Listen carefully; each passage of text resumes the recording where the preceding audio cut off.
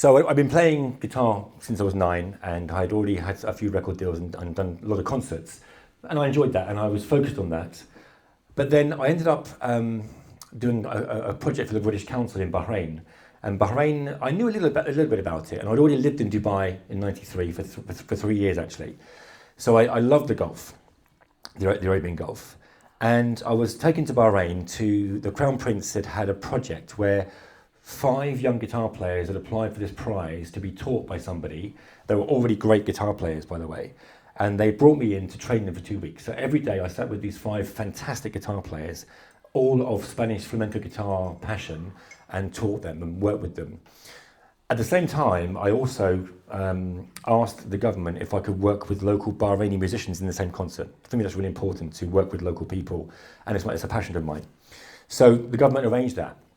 So I played with these old Bahraini pearl divers, these old men who were in their 80s mostly, who sang all these old sea songs, and they were amazing. They were so generous, and they included me very beautifully and taught me the scales and all that.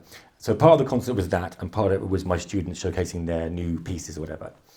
Now, mostly, if you've ever been to the Gulf, when a Westerner performs, you're playing to mostly a Western audience, unfortunately. I've played a lot in Dubai and Abu Dhabi, and you're playing to some locals, but it's mostly Westerners. And I found that very frustrating. So I walked out on stage in Bahrain, and there were 500 people in the Arts Centre. I think there were 95% Bahraini. Brilliant. And a few Westerners sort of squeezed in here and there, that's great. So I did the concert, and it went really, really well. Playing with these old pearl divers was absolutely fantastic. They were just amazing performers and great storytellers. And after the concert, the Minister of Culture came to me and said, "Jason, you have no idea what happened this evening." I said, "Well, what happened?" And he said, "So when you see these people," and they were still talking to each other, in the concert hall, "when you see these people, what do you see?" I say, "I see lots of Bahrainis and a few expats." He said, "No." He said, "What you're seeing is a mixture of Sunni and Shia Muslim, and I know these people, many of them have been in prison, and I went to school with some of these people, and there's no way they would be in the same room. But because they saw this poster of you with your long hair and orange trousers, with our Bahraini pearl divers, they're like, what is that about?" And they came. Our pearl diving music it actually comes from Christian worship songs. We discovered it, and we made a film about it. And pearl diving has no religious affiliation. So pearl diving music is their culture and heritage. It's not to do with their religion. And that was fascinating. And he said, "These people, they've come together because of music. Isn't that amazing? You have brought them together." And I just did my thing. I didn't do anything special. So, and that did a sort of 180 degree sort of turn in my head, like, wow, that's amazing.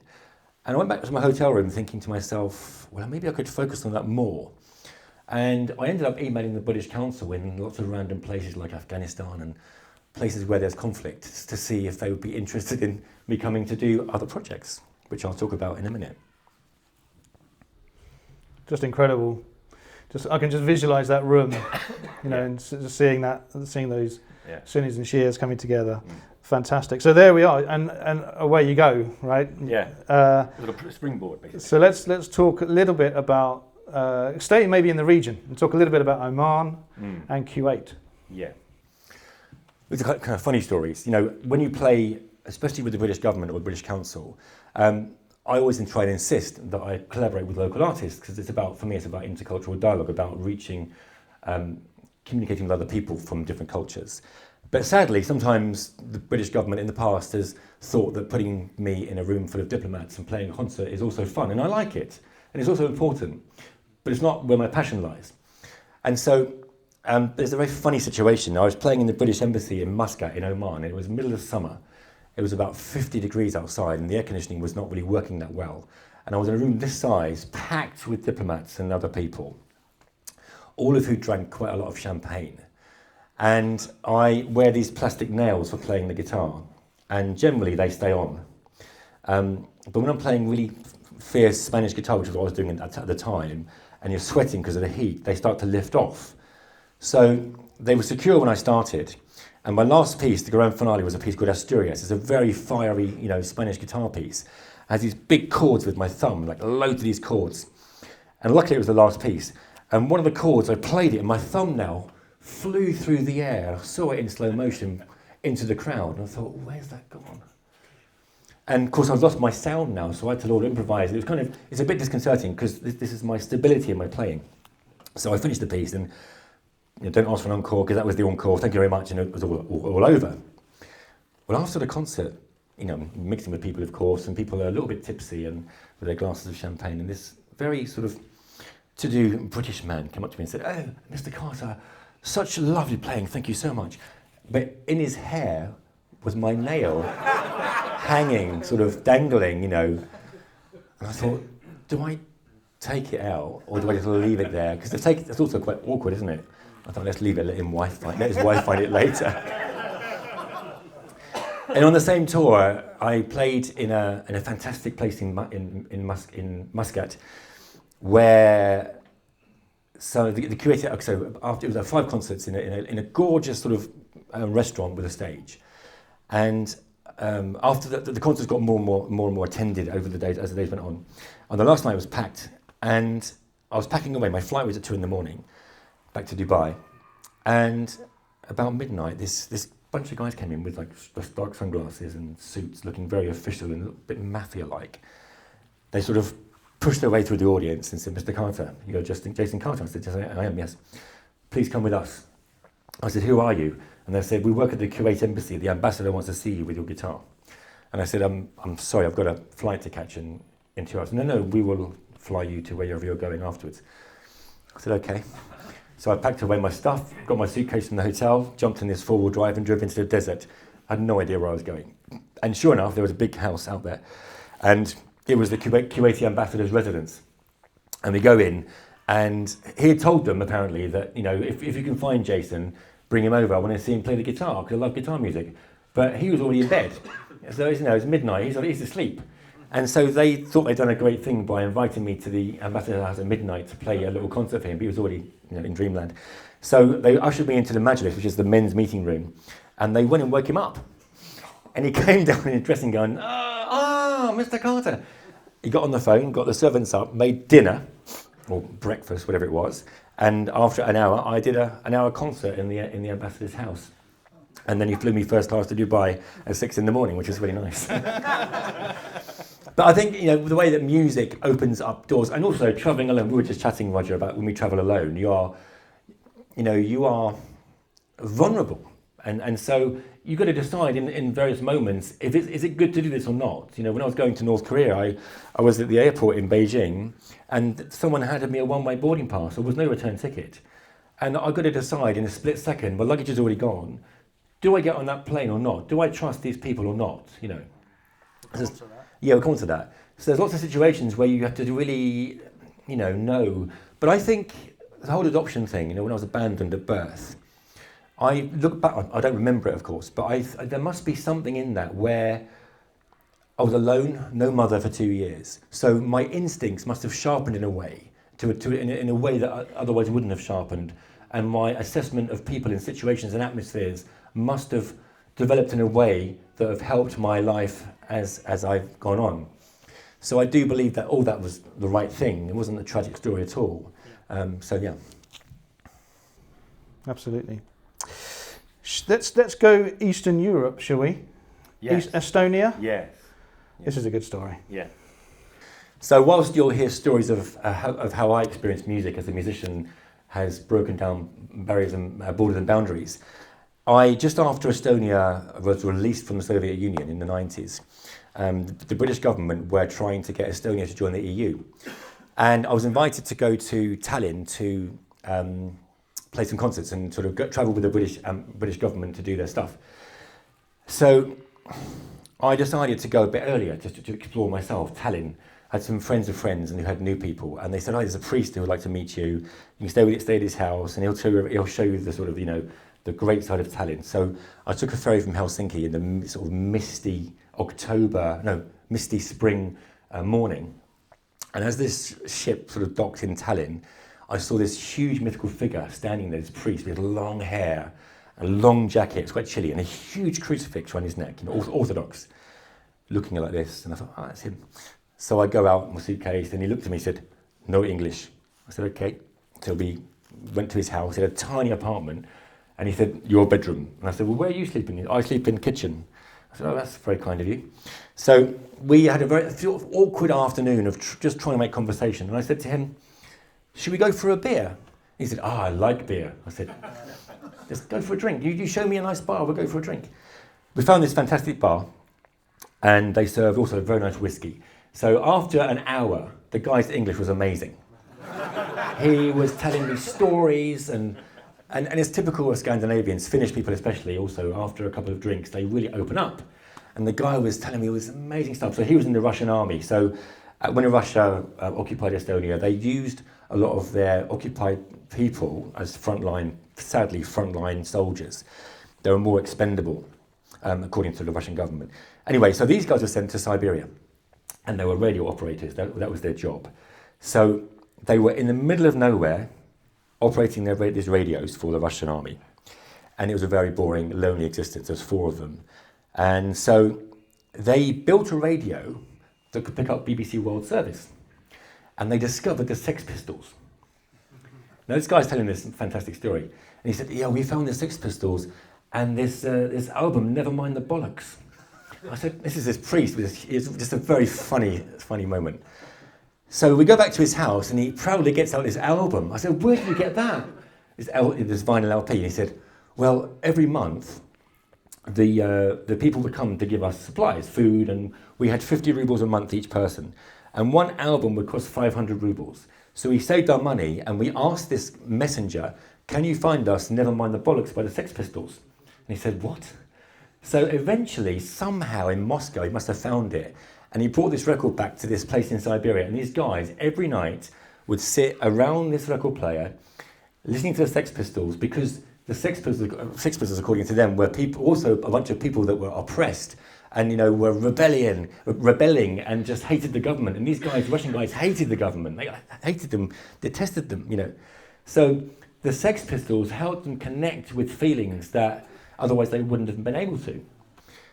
And I heard this story and I thought to myself, oh my gosh, I must tell the Sex Pistols this story. So I wrote a letter to Johnny Lydon, an email, and I said, I think as a musician, I think you'll appreciate this. You know, you guys were doing your Sex Pistols thing in London in the 60s and 70s, and there were these Estonian soldiers in the Russian occupation in Siberia, feeling connected to the world and feeling reassured that things were going to be okay because of your music. And I wrote the whole story out. What do you think?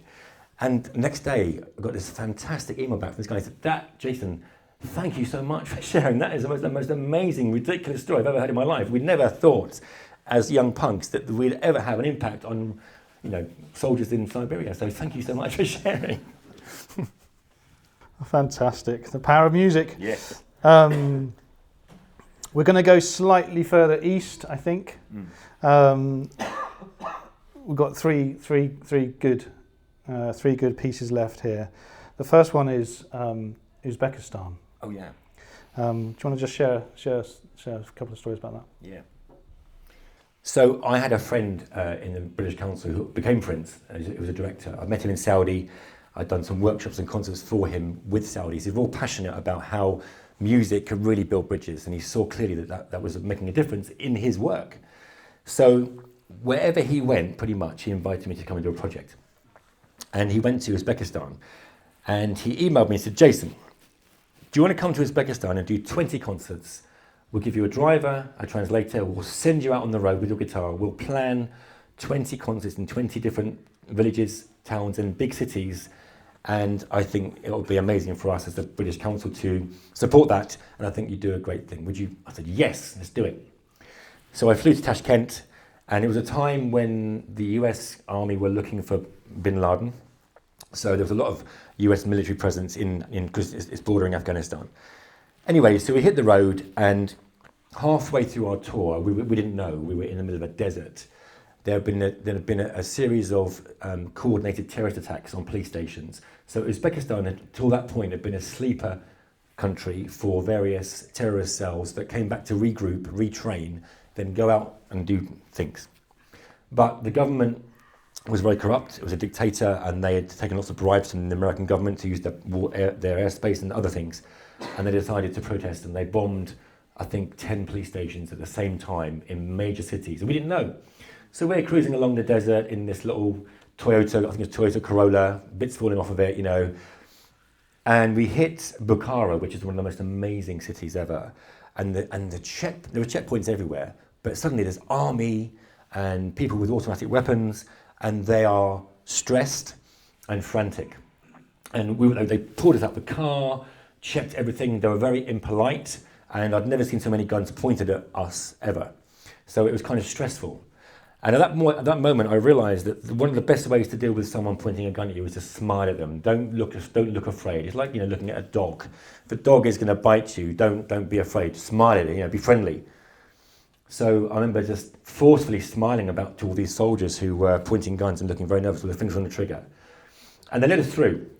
But from that point onwards, it was very stressful. Anyway, one of our journeys was at night. We were going along the Afghan border to a city called Termiz, which is towards the end of our trip.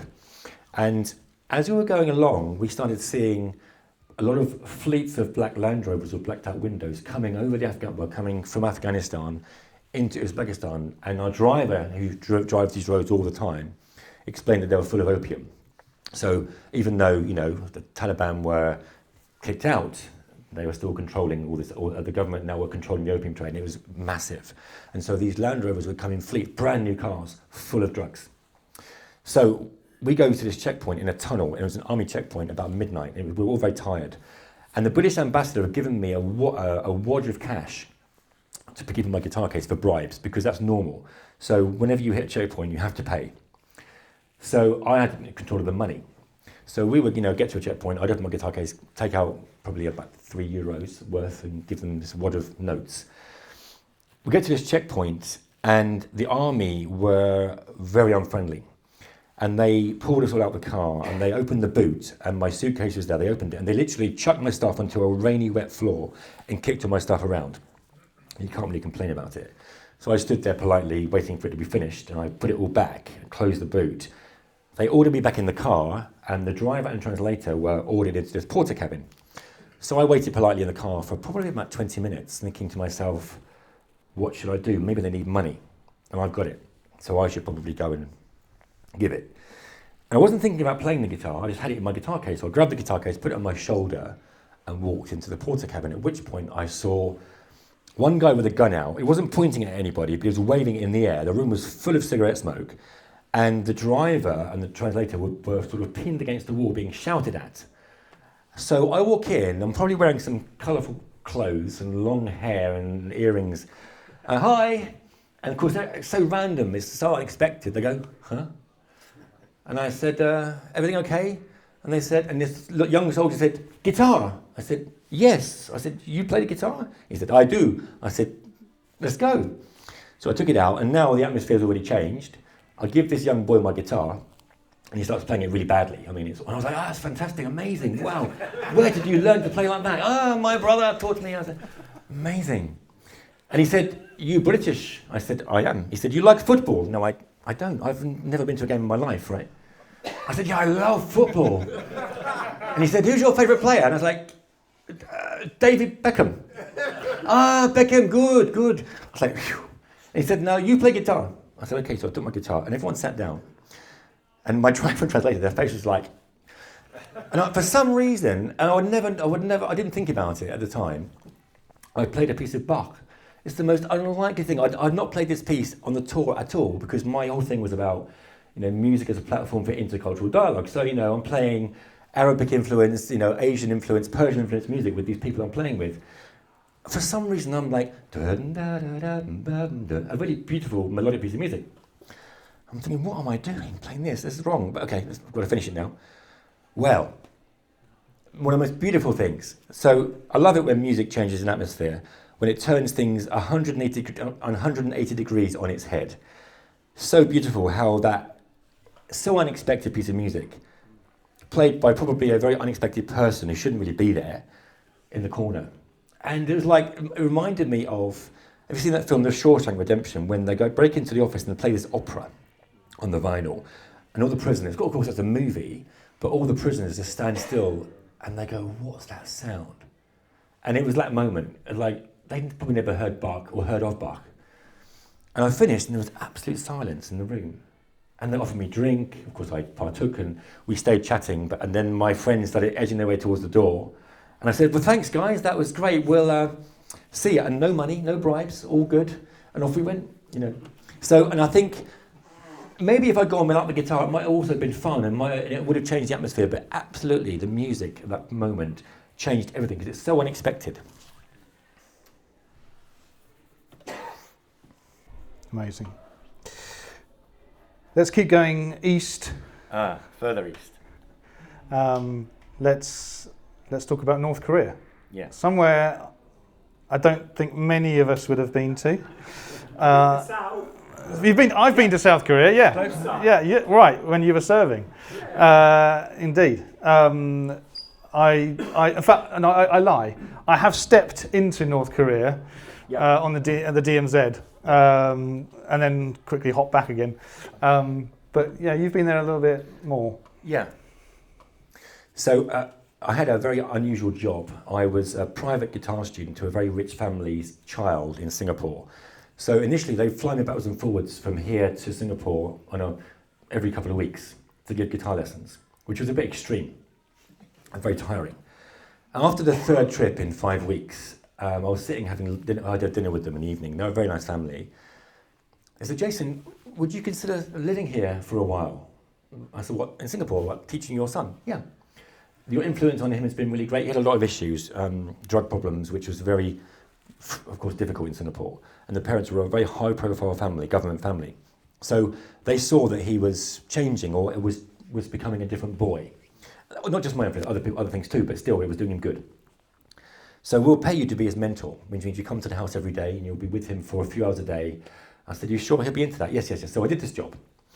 And one night they gave me a driver. I had an apartment overlooking Botanic Gardens, which, if you know Singapore, is an amazing place to live. And I'm watching TV one night, in the news, about 11 p.m. And the newsreader was just doing his normal spiel. And then he put his hand to his earpiece and he said, oh, I have breaking news. North Korea has launched its first test nuclear missile, October 2006. I thought, that sounds dangerous. So I turned on the volume and they show you the whole, the images of the marching soldiers, and they go into the whole propaganda of North Korea. And I was like, there must be more to North Korea than that. There must be more than that. So I emailed the British ambassador that night, and I found his address. It's very easy. It's always at fco.gov.uk. So if you want to email anybody, just add that to the end of it, and you'll get to. So I wrote blah, blah, blah. My name's Jason Carter. I'm a musician, and I've worked with the British Council and the British government in various places doing this and this. Music is a very powerful platform for intercultural dialogue, blah, blah, blah. I would love to come to North Korea to play with North Koreans. It's just, I think this would be one of the best places to do that. What do you think? Best wishes from Jason. So the next day, he replied, Dear Mr. Carter, thank you for your email. You are the first person that's actually asked to come to North Korea. However, whilst I would be very supportive of your cause and I like your idea, as a government official, we would not be allowed, as a government, we would not be allowed to be seen to be collaborating with the North Korean government. So we couldn't put on anything here because it would just not be the right thing to do. But I see that your idea has value. So what I'd like to do, if you'd like, I could forward your information to the government. So send me the stuff via the Foreign Office. It'll come to me. I'll give the government your DVDs, whatever, and then I'll step out of the equation. I'm here if you need me, but I can't really be involved. I said, fine. So we did that. That was October 2006. Christmas Day, same year, I was in Spain with my parents. We had Christmas dinner in the evening, so a few glasses of wine, and we're sitting by the sea.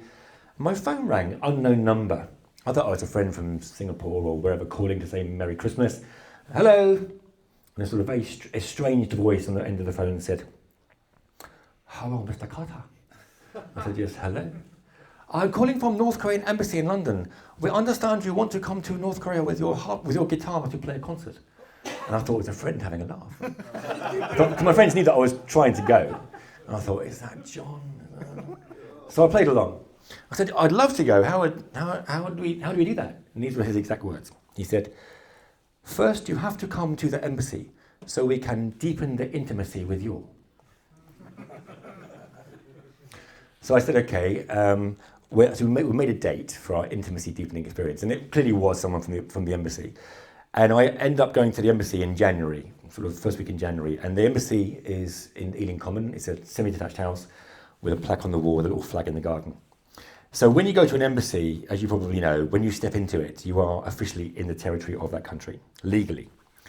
So it was like a magical, stepping into a, not so magical, but a magical experience, stepping into another world. I walked in and it was a musty smell, very badly taken photographs of missiles and axis of evil leaders, and just a very weird environment. And they ushered me, obviously they don't get many guests, many visitors, and they ushered me into this little room, and the ambassador to London, the North Korean ambassador, came in and sat with me. He was very quiet at first. So he printed out my CV and he was looking through it, and he's like reading glasses like this. And everything's red carpets, red wallpaper. It's all very communist-like, And after some moments, he looked up and said, "Mr. Carter, I can see that you like to visit axes of evil countries." So I stopped and I said, "Yeah, yes. Welcome to North Korea." And what I didn't expect, and what we wouldn't expect, is so much humour. We were laughing. Others came in. They were telling jokes. It was so unexpected. We see these images on television, and it's horrific. And these guys were laughing and joking. And just a quick side story. So a year later, I had a concert at the South Bank in London, and I invited them to come, and I reserved front row seats for them. They were late, and I was playing the first piece, and I saw them waiting in the wings. The staff were going to let them in. They let them in and they sat down, and I announced to the whole auditorium, "Please welcome the ambassador from North Korea and his colleagues from the embassy in London." And the whole place erupted in applause. And afterwards, it was like people wanted to meet them, and they gathered around them and they wanted to know their name, shake their hand, and that was amazing. I think it's really important to reach out to people, even if you don't believe in what they're doing is right.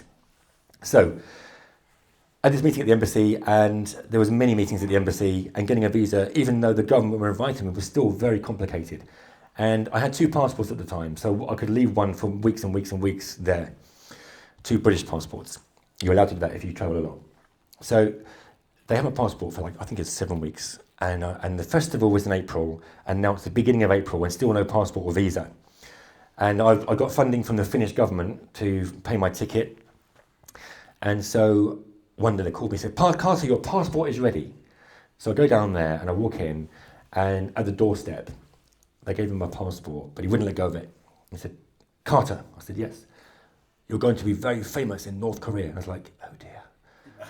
What for, And I said, "Do I have to pay for the visa?" He said, "Oh yes, you have to pay for the visa." I said, "How much is it?" And he said, "Oh, it's between 20 and 50 pounds. And I said, "Well, is it 20 or 50? And he said, "It's 50. So I ended up going. I flew to Beijing, and I had a list of instructions, very, very James Bond. Fly to Beijing airport before midday and wait because you can get a 24-hour visa to stay in the airport. Wait in the departure area for an announcement. 2, when announcement comes, go to certain place, blah, blah, blah. So I go through security, wait in the area of the Beijing airport, and sure enough, at midday, there was an announcement. All artists for the Pyongyang Festival in North Korea, please go to meeting point number, whatever it was. So I go over there, my guitar and my suitcase, and there's a bunch of other people also going to North Korea, artists. There was a Mongolian symphony orchestra, some of them, Russian Cossack dancers, and a Bollywood dance troupe, and me. And it's just, I fitted right in, it was brilliant. And so this North Korean, because Air Koryo it's not an official airline, and it's also the airline with the lowest safety record in the world. They only have 2 planes. It's a 2-star airline.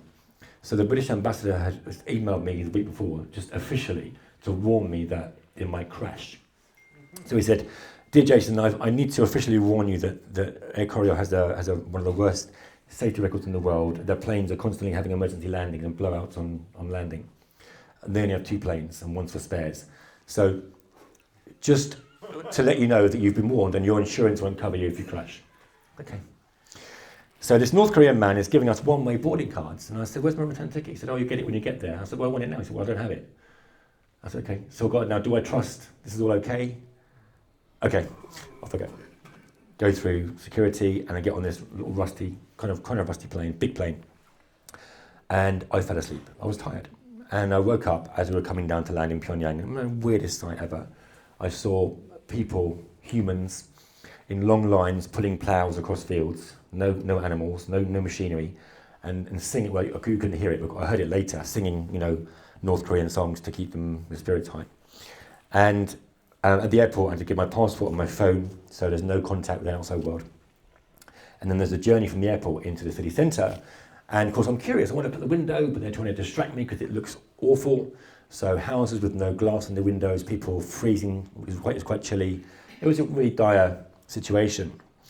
So anyway, I'm there to play concerts. So on the first day, second day, I'm called to the opera house. I'm playing in the opera house for my sound check. And I get on stage, and sound checks are very easy for me. I had a Spanish guitar with a good mic. They provided a good microphone. I played for a minute. It sounded fantastic. It's done. So I played for 2 minutes. I said, thanks, that sounds really great. I'm done. And then, oh no, Mr. Carter, you have to play all the pieces so the government can verify your music is suitable for North Korean people. I said, okay, censorship. So I played the pieces. But I realised that they weren't listening at all. They were just talking. So I played very short versions of the pieces, and they didn't even applaud in between. So it was like a very weird situation. I even finished with a very fiery Spanish guitar piece to wake them up, and nothing. And there was silence, and I said, so can I go now? Mr. Carter, we have a problem. I said, what's the problem? Your music is not suitable for North Korean people. And I said, what? I mean, if you hear me play later, it's pretty harmless. So I thought. No, your music is not suitable because too reflective, they're too quiet. We need triumphant music like we know. Now, if you've ever seen North Koreans and how they do music, it's very much about worshipping Kim Jong-il. So it's very triumphant, and it's praise of their leader, praise of their country. And so it's like big band stuff, massive orchestras, big choirs. It's like very intense. And so along comes Jason with his Spanish guitar playing Guten Morgen, mein Engel, with a bit of fret noise, everything they do is perfect. It's like, ooh, dangerous. So they said, can you play British military songs? Exactly, my face was just like that. I said, no, I'm here to do this. And there was a banner on the balcony. It said, Pyongyang welcomes our international artists for this festival. Bridging the world together through music. That was their slogan. And I said, what's that? Where's the welcome? I mean, I've come all this way at my own expense. I'm not getting paid. I've come because I'm curious about your wonderful country. And I want to play for your wonderful people. And we had a conversation, and there was silence. I thought, that's it. Can't go home. I've got my passport. No flights out. So 2 flights a week. So after some conversation amongst themselves, they said, oh, Mr. Carter, yes, you can play your pieces. It's very beautiful. No problem. Thank you. So first night, that was that night. I did 5 nights. I'm backstage at the Opera House, full house, 3,000 people. And my guide was very intense and was always ordering me around. And I'm, before concerts, I like to be quiet and just, no conversation, just to be, my own thoughts, maybe pray. And so I'm standing backstage in my own little world, and suddenly, Carter! I said, yes. When curtain open, woman, she introduce you. You must not talk to audience. No talking. You play guitar. Okay? So, okay. There was a long introduction in Korean, obviously praising the leader and saying that I'm also praising the leader in my music, probably, which I was well aware of. And suddenly, Jason Carter! Massive round of applause. I'm sort of was like pushed onto the stage. I sat down in this piano stool, and this sea of people, North Korean, 3,000 North Koreans, one of the most beautiful things I've ever seen. All in national dress, all looking weirdly the same. But then they're looking at me. I've got long hair down to here. I was wearing orange trousers with purple flowers, a purple shirt, earrings. And they're like, what planet is he from? And I'm thinking, whoa, these people look very different. And that moment of beauty is absolute beauty. That in itself was powerful, because they get to see there's another world, even though they can't explore it, and even that's also dangerous and think it. They get to know there's another kind of person in the world. So I started with The Colour of Silence. I might play it later. I start tapping like in a sort of heavy metal way on the guitar neck, and it's very quiet. And I never go into the piece until I know that the whole audience is in the piece. And it's always a fascinating journey. So I start tapping, and in Scandinavia, they're in immediately. The silence in music is familiar to them. But in Asian culture, it's not. So I'm there tapping away really quiet. I start almost silently, so you can just about hear the guitar. And that is what brings people in. So, and when I feel they're in, I get louder. And then the whole piece goes and I play it. Now, I did the whole concert. I couldn't talk to the audience. That was very strange for me, because I normally like to show them I'm as human as they are. But it didn't really work out that way. After the concert, and went down really, really well, I had kids in the orchestra, because there's an orchestra playing for someone after me, right near me, and their faces were like, just looking at me. Like, oh. So after the concert, I went back to the dressing room, and there were 5 journalists, all with reel-to-reel tape recorders. There's only one newspaper and only one TV channel. I don't know why there were 5 journalists in military outfits, all women. Mr. Carter, your piece, we love your music, very nice. People, you appreciate, you understand, they like you.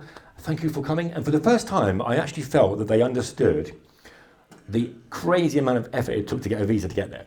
It's, we know how difficult it is for you to come, and thank you. You're very welcome. Now, we want to talk about your music. I said, great. Now, I'd given the government a list of pieces, and then they'd given it to the people, these journalists. And they'd announced the pieces in the auditorium.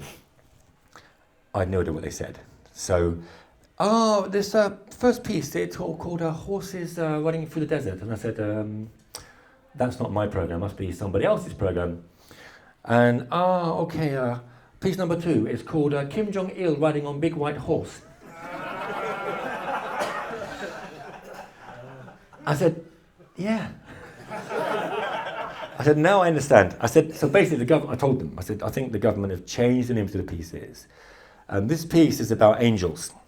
Oh, we know angels. I said, you do. And now, what you may not know is that Kim Il-sung, who was the founder of North Korea, was born into a missionary family. So he went to Christian missionary school in Korea. And what he did is he basically adopted all the stories of the Jesus character and applied it to himself. So they believe that Kim Il-sung died, was resurrected, and his spirit, accompanied by angels, is in Pyongyang.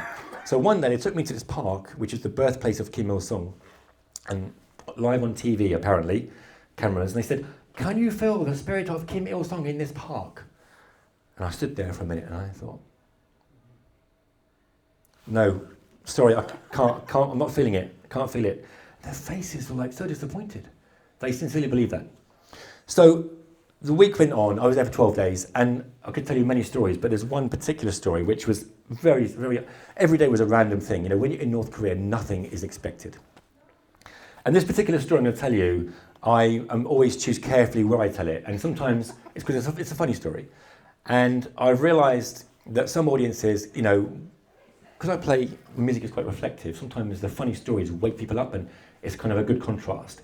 But I've told this story once or twice in situations where once I've started telling it, I thought, oh no, this is the wrong place to tell this story, but I can't now not tell it, because I've started. Oh, by the way, we only have 10 minutes left. Okay, 10 minutes. Okay. So one day I found a bar in the hotel, because I wasn't allowed out, and I heard there was a bar. So I explored top floor, and I heard this commotion. I walked in, and it was full of North Korean soldiers. And they all looked really surprised to see this sort of English hippie at the door. So I go in, and they thrust a glass of this snake wine in my hand. It's basically a liquor with a snake in the bottle, which is supposed to be good for your stomach. I just, when in Rome, so I drank it down. It was very disgusting. It tasted like dead snake, and had bits of stuff. It was awful. And then I was forced to drink another one. I was in North Korea. I'm not going to say no. I wanted one more. That was it. Back to my room. I was on the toilet all night. 7 in the morning, my phone rang. It was my guide, translator. She said, Carter, can you come downstairs in half an hour because we got a special surprise for you. I said, I'm really sorry, but I need to be near a toilet, whatever you do, because I'm not feeling well. So wherever we go, there needs to be access to a bathroom. No problem, many bathroom, where are we going? How long is the journey? Half an hour. I thought, yeah, maybe I'll probably do that. And so I grabbed toilet roll it was pretty bad, grabbed some toilet roll and I jumped in the car with them, and I was looking, I had a lot of pain in my stomach, I was looking ill. And so we get in the car, and for the first time, I'm driving out of Pyongyang into the nature, absolutely beautiful, into the mountains. We go over a mountain and down the other side, and I see in the distance a huge grey building, a massive grey building, with the biggest flag of Kim Il-sung of anybody I've ever seen, draped. I could see it from miles away, with the North Korean flag colours, with his face on it. It's enormous, and looked like a prison. So we go down this winding road and we get to this place, and I said, what is this place? This is a special place. Not many foreigners will see inside this place. And I thought, yeah, it's prison. And they said, please empty all pockets. And I said, can you just explain to me what we're doing? Oh, no, you will like it. I said, okay. So I gave stuff to the driver, and it was very bizarre. We go in, and there was these, like a tunnel, which was blowing all the dust off of you.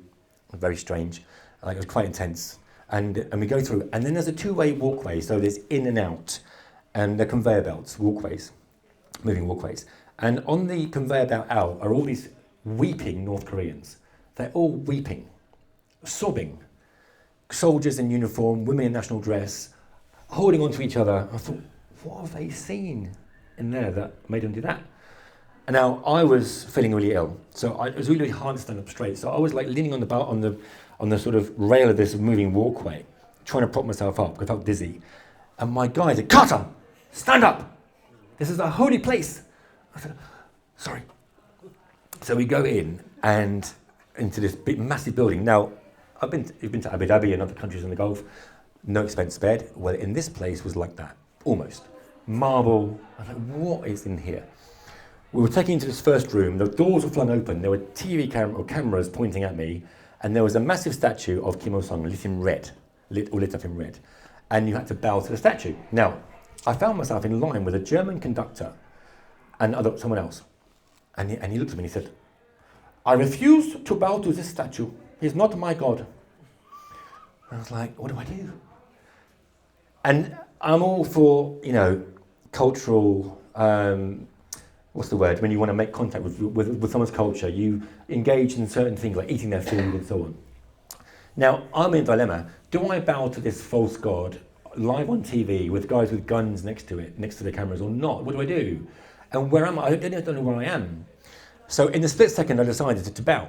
And this German guy wouldn't do it. And they were forcing him to leave me alone. I'm not, pushing him like this. I'm not going to bow to this statue. And I said, mate, just do it. We can get out of it. So I did. With all these other foreigners, I did this. Out of respect. Stood up. And then we were ushered into this next room. There's a queue to get in. And now my stomach is churning. I need the bathroom badly. And in the next room was a coffin with Kim Il-sung's body. In a glass coffin. It was a mausoleum, of course, and there were 4 soldiers standing at each head and foot and each side, and they were all weeping. And it was so Monty Python. It was so random. I thought, because I thought to myself, if I fart in this room, they will shoot me.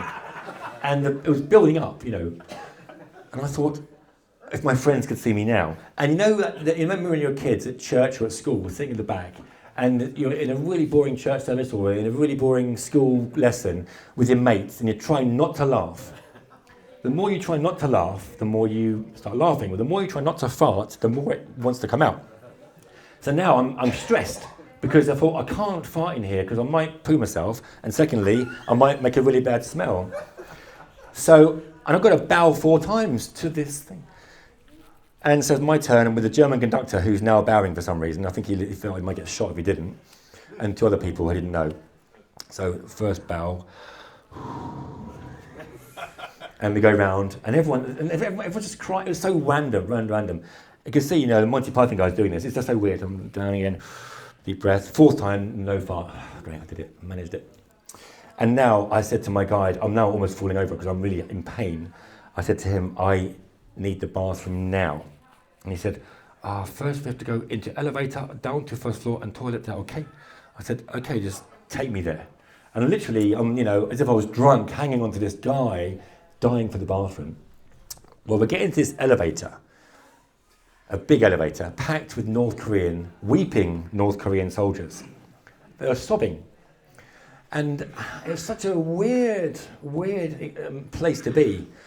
And I was so ill, I lost control of my bowels, and I did let out a huge snake wine fart, which was so disgusting. And it was so awful and rancid. And these soldiers who were already weeping, I think, wept more because of what had just happened. They looked at me as if like, I didn't say it was me. I was like, what was me? Because my guide knew. He's like, and he whisked me into the bathroom, and I had a moment there. Then that was all right. That wasn't my best moment in North Korea, by the way. The best moments were the music, but I think it was the most random and weirdest moment. But I just want to add to that. So this is about music and about how music changes atmosphere.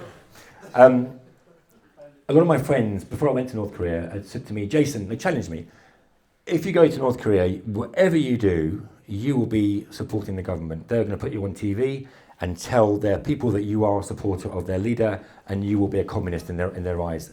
Are you okay with that? It was a challenging question. However, I know that first night I played in the Opera House, I started with The Colour of Silence, that sort of tapping. North Korea is an extremely dark place. I've been to many places that have tension, but North Korea is a dark place. It's a prison camp. And to sit there, the privilege of, as a musician, of being able to sit on stage and just do something like that and see how the atmosphere changes second by second, not being able to explain it to people and not even trying to explain it to people. Now, as a Christian, I believe that the Holy Spirit moves through music and many other things too, of course. But as music is my thing, I've experienced that a lot. And how the Holy Spirit just comes into a place where people aren't expecting it. And my experience is the darker the place, the more that, the greater that, the more that happens. And I'm sitting there, and actually, when it happens, sometimes it's really hard to concentrate. Now, sometimes, many of us have been in situations where we've been moved by the Spirit, and we often perceive that to be an emotional thing, and it can be a very emotional thing. But when, in my experience, and this happened also once in Saudi Arabia, when the Holy Spirit came in those situations, I was actually scared because I couldn't concentrate. So it wasn't like, oh wow, my music, I'm now going with the Spirit. I had to concentrate so much more to play the right notes and to keep going because of what was happening in the room. And it was really stressful, actually, when it first started. I got used to it, and it went on, and it became more familiar. But it was a very unexpected thing because I was in a stressful environment. I was being ordered around. I was not in a relaxed state. I had no time to pray really before I went on stage, and no one knew I was there. I had no friends with me. I was alone. When that happened, it's one of the most extraordinary, extraordinary, privileged experiences. And my hope after playing to 15,000 North Koreans is that, it's dangerous to inspire people to dream who are not allowed to dream. However, I do think that one day North Korea will be different. And hopefully, if one person out of 15,000 remembers that concert and remembers something about something different, I think my job is done. When I was 9 years old, a theatre company came to my school. They were Rastafarians, they were loud people, and they were terrifying. And I don't remember anything they did, but I remember thinking, wow, there's a world outside this school in this village in Cornwall that those people belong to, and that's amazing. Wow, I'm going to go and find that world one day. There is definitely something very spiritual about music, without a doubt, and certainly your music. We're going to finish, and I appreciate we're kind of at time, but if you're okay, just to hang on another 10 or so minutes, we're going to finish with one story. Oh, are we? Yeah. Yep. We're going to go back to the Middle East. Oh, yes. Saudi Arabia. Yeah. We'll make it quick, and if you need to go, please do go. Sorry, we've overrun. But if you can just hold on another 10-15 minutes, that would be amazing, because it's definitely worth hearing. But let's just finish with a quick Saudi Arabia. Al Qaeda story. Graham Kendrick. Mr. Kendrick. Oh yeah. So I'd never met Graham Kendrick until I came here 18 months ago. And the first Sunday I was standing at the back, and there's a guy next to me, and he said, "Oh, hello, I'm Graham." I said, "Hello, Graham, I'm Jason." And I thought, Graham Kendrick? And he said, "Yes." Now, I've got a lot of musician friends who know him, have played with him, and so we never met. I had seen Graham in '93 in Dubai. Graham Kendrick was the first Christian worship leader allowed to play his worship stuff in a Muslim country, and I was part of the team organising that, but I never met him. So, Saudi Arabia in 2004, there'd been a terrorist attack by Al Qaeda, and a lot of people have been killed. And I played for this concert committee many times. And when that happened, of course, security in Saudi was upped incredibly, and all music was stopped. Now it's legal, but in those days it was illegal, even though the government got permission to do it quietly. So I had a phone call about 3 months after this attack from the organisers. They said, Jason, would you want to come back to Saudi? We need some music. We need to feel something. We need to hear your music. And we got 3 venues for you in different cities. And we need to get back on track with this. And spontaneously, I decided to see if I could bring a friend called Steve, a brilliant violin player. He said, yes, you can bring him. So Steve and I went off to Saudi. It wasn't that safe at the time. There's a lot of spontaneous attacks from foreigners. And so all of the embassies they created this sort of a very secure area around them. So Steve and I first played in Jeddah, which is really far from Riyadh, and a very different culture, not really high security, very relaxed country, very relaxed part of the world, really beautiful. We fly to Riyadh for our next concert at the British Embassy.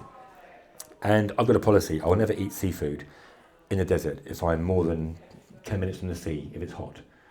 And my friends, they took us to a seafood restaurant. And I'm sure it was fine, well, I thought it'd be fine. And Stephen loves seafood, as I do, and had this seafood platter. I said to Steve, I've had a really bad experience eating seafood in the desert. We're miles from the sea, it's 50 degrees. Those prawns have been in trucks, which may have stopped in the heat and heated up and whatever.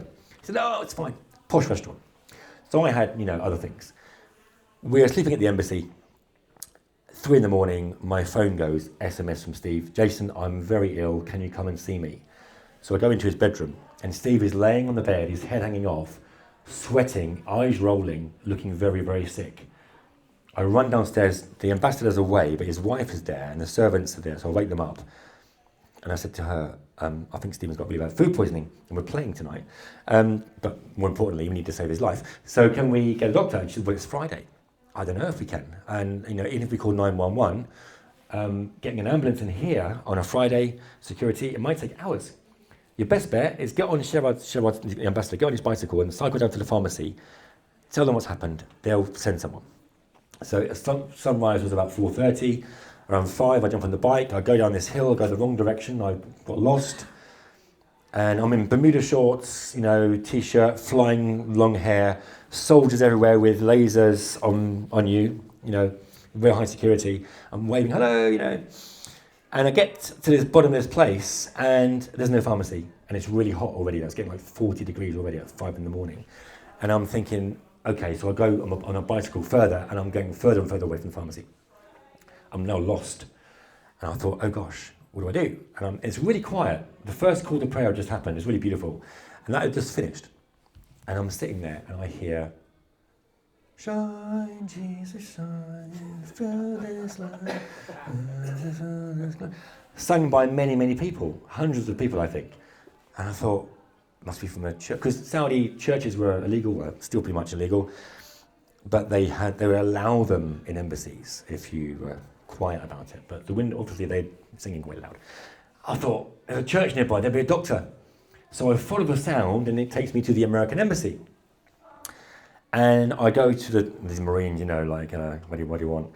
Hi, I'm Jason, passport, British person. A friend at the embassy is very sick with food poisoning, need a doctor. Is there one in the church gathering? Because I know there's a church because I can hear it. We'll find out. So they run in, and within 10 minutes, this huge Nigerian guy with a doctor's briefcase walks out. He's about to go to work. And he comes in, where's your friend? I said, at the British embassy. He said, follow me. So we walk back. And it's now probably 6-something. Stephen is still very ill. I get this guy into the embassy, and we go upstairs, and now Bridget, the ambassador's wife, is there, all the servants there looking really worried. And this huge Nigerian man with big hands comes in and says, does your friend believe in God? I said, Steve, do you believe in God? He said, I don't know. Can I pray for him? I said, can he pray for you? Yes. So he lays on these big hands on Stephen's stomach. Lord Jesus, we pray in the name of Jesus, the healing power, blah, blah, a fantastic fervent prayer. Now, those are all Hindus and Muslims in the room, and the ambassador's wife, I'm not sure what she was like, very awkward. And brilliant. And then the guy said, okay, let's see. And he said, yes, high blood pressure, he's got food poisoning. here's the prescription. I don't think he will be playing tonight unless God heals him. Then so here's the medicine. Go and get it in the pharmacy. Go to the other hill, and thank you. So off he goes. Off I go to the pharmacy. Come back. Stephen's now in bed again. I'll feed him this medicine. He's like, ugh. It's now 7 a.m. We've got a concert at night. I go to bed, and I wake up at like 2 in the afternoon. And I thought I'd go and see how Stephen is. I go in. He's gone. I thought, oh, he died. He's dead. It's taking him away. So I go in and he's like not there. And I go downstairs and there's 2 breakfast plates, one completely demolished and already eaten. And I look out the window. Steve's in the pool. Jay, how's it going? I said, you're all right. He said, yeah. He said, I'm better, and full of energy and like a bit dehydrated, but healed. And he said that black bloke in his Jesus prayer, I'm healed. Isn't that amazing?